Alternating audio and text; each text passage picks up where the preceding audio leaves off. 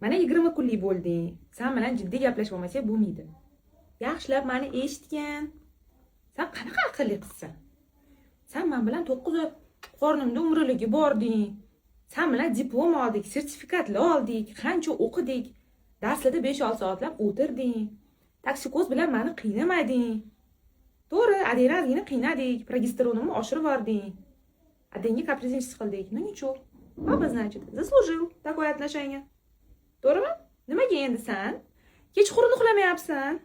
A? Kunduzi kuni bo'yi uxlayverasan, kechqurun mujinga ko'zlaringni ochib, o'zing to'qim o'sirib qo'rqib ketasan-da, lekin onangni qo'lidamisan, adangni qo'lidamisan, kravatkangdamisan, chotki farqiga borasan. Qizim, nima qilmaydi? Men endi akang bilan opangni katta qilib, mazza qilib uxlab, dam olib yurdim.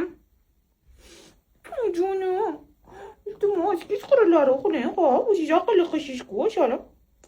Qani narsani tushunasan-ku, xo'p. Sen bilan kelishib oldikmi? Ha? Kechasi nima yig'layotganingni hajab bilaylik.